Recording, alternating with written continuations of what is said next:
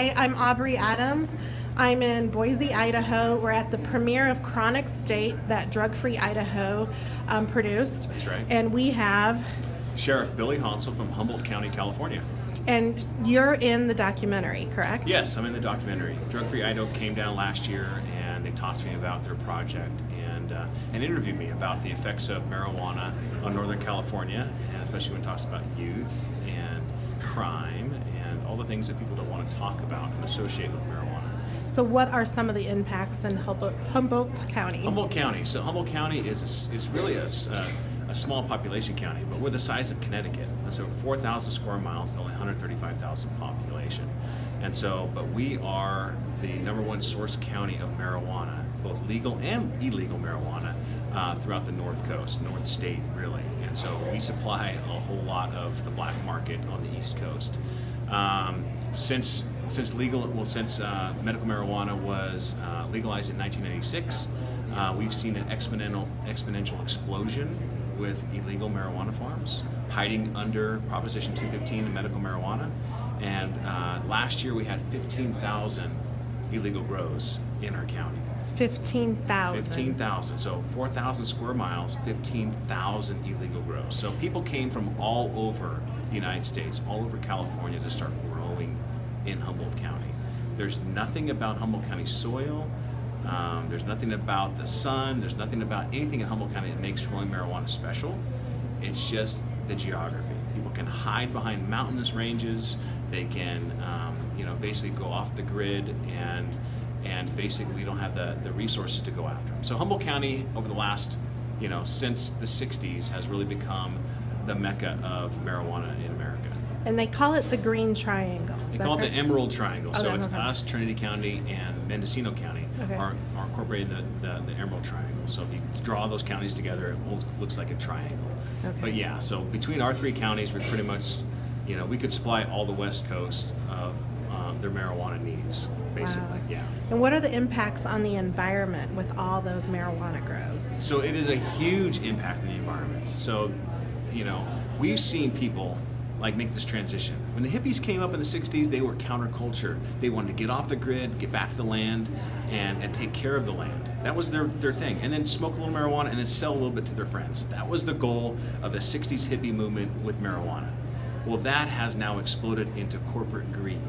Okay? So with these marijuana farms, they're doing whatever it takes to grow the maximum amount of plants as quick as possible, and that means they're diverting streams, they're sucking water out of rivers, they are polluting the environment, and when you look at the rivers now, you see perlite floating down the rivers. Those are the little styrofoam balls that you see in fertilizer that are just floating down the river. You test the water and it comes up with pesticides. You test the soil, you test the animals that are in the area, and they come up positive for pesticides and all sorts of rodenticides and that kind of things. There's a huge problem. It's made a huge impact that is we're going to feel it for years, because now the legal market on the West Coast is blowing up all over. And so you have Washington, you have Oregon, you have California that have passed recreational medical marijuana and have legalization in place. And so marijuana is being grown throughout the state. So people are moving out of Northern California to grow it in other places of California. Wow. And the price per pound has gotten so low that some people are just getting out of it altogether. But we've been left with a wake of environmental disaster that people would be screaming about if it was anything other than marijuana. If this was the timber industry that was doing this, Yes. people would be shaking their fists, bringing lawsuits, and so the state government has done something about it. They've created felonies now for people that are doing this to the environment, and so we're going after them very, very hard in Humboldt County. So we have regulatory things, we have criminal components. So people are facing huge fine and imprisonment for damaging the environment and growing illegally. And what are they estimating the cost of the environmental damage there? Oh gosh, In the billion? Hundreds of millions of dollars. I think if you calculate all of it and how much it's going to cost. One marijuana grow could cost $500,000 to clean up. Wow. And that's the fine some of these people are facing. So times that by 15,000 at least. Yes. Now, what about the impact on the youth or the mental health Yeah. addiction problems that we have? We've seen marijuana impact Humboldt County for the last 20 years, and it's had a huge problem with our mental health population, with our youth, and no matter what people say, it is a gateway drug. It is a gateway drug. Yeah. People at a young age get addicted to prescription medicine or marijuana, and that leads to harder drugs, methamphetamine, heroin. And the way that actually marijuana is designed now, with the high THC levels, the dabs, the shatter, all this oil, that kind of stuff, people are having psychotic episodes that they never saw before. It's like LSD type trips, and they are ruining their brains because of it.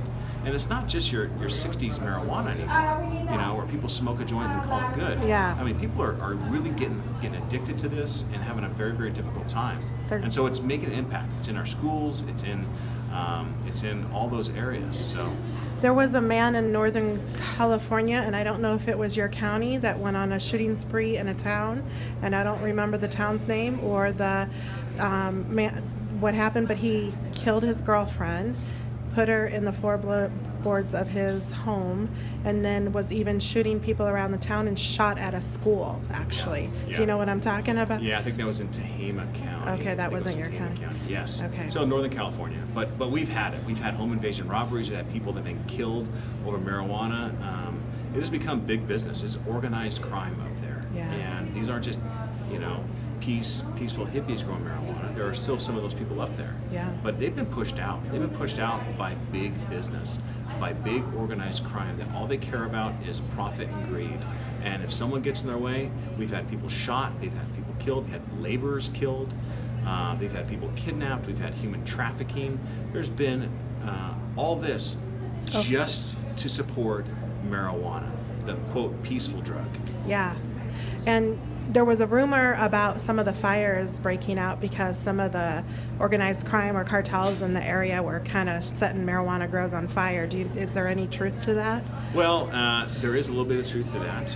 They don't want to ruin their crop necessarily, but what they'll do is they'll start a fire somewhere near, to divert the attention. Okay. We had actually last couple of years we worked with the federal government and the Yurok tribe, Indian tribe, to try and help them eradicate marijuana off tribal land, and so it's been a very, very successful program. But some of those things that they knew we were coming, and they were blowing out the roads, they were starting fires, they were doing anything they could to divert our attention so we wouldn't pick their grow to Wow. go and raid. So, That is crazy.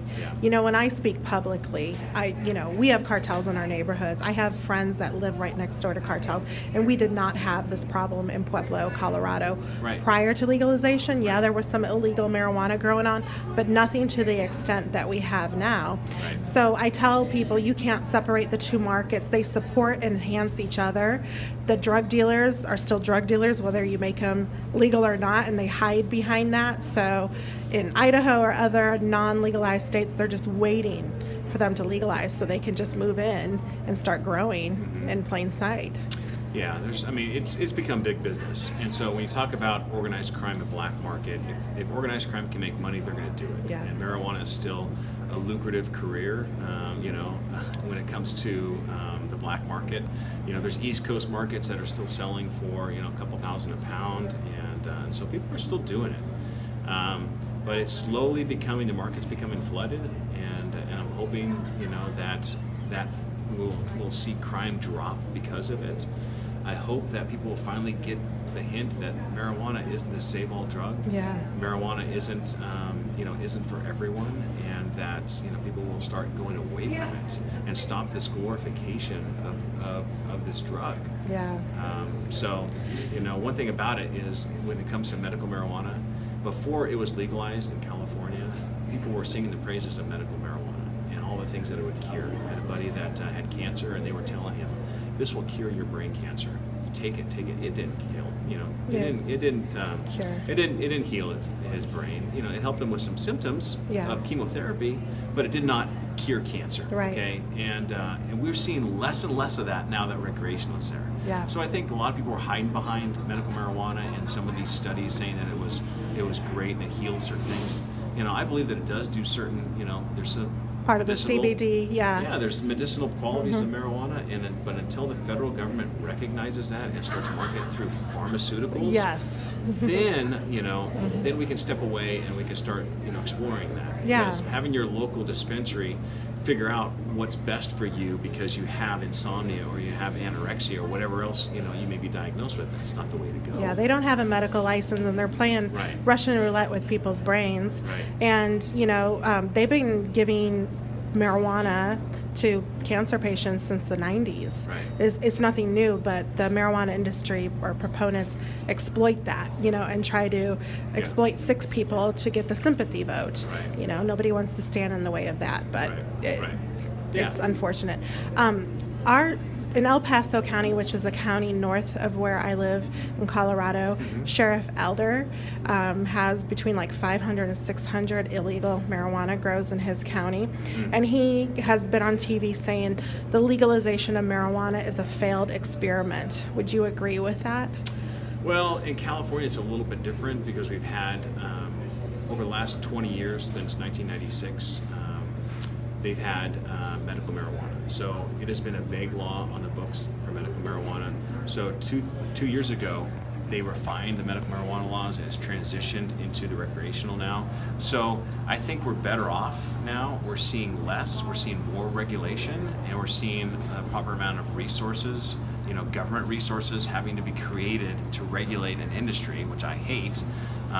But I think we're seeing a trend that is hopefully eliminating the cartel grows and the illegal grows. We have a plan to go after them now. But it's And so costing money, is what I hear you say. It's costing money, and there's more government now than ever before. So all this fact that it's going to pour more money into our economy, it may do it for a very, very short time, but Humboldt County can supply all of California's marijuana. And now you look at counties like Monterey and Santa Barbara who have all these greenhouses, empty greenhouses, and they're getting ready to grow millions of square feet of marijuana. And so they're going to supply all of California. So the price is going to get so low that I think people are going to be driven out, and and I think it's going to be better, for us all around. And I'm hoping the kids see how stupid the adults were making these policies and know that they need to protect their brains, they need to protect the land, and really turn this around. Well, they need to be smart because this is not the hippie marijuana. Yeah. This is not anything you need to be playing with, and this is not going to make us better as a community. We have a hard time with alcohol and all the problems with alcohol, and then introducing one more drug, into our society for the kids and that kind of stuff. It's not going to be beneficial. No, it's adding fuel to the fire. And I say, your brain stops developing at 25, I guess they say. So if you want to experiment with marijuana, wait till you're 25 and do whatever you want then, but don't do it as a kid. Yeah. Don't do it as a kid. Yeah. It's the worst thing you can do. And so. All right. Well, thank you so much. You're welcome. Thank you.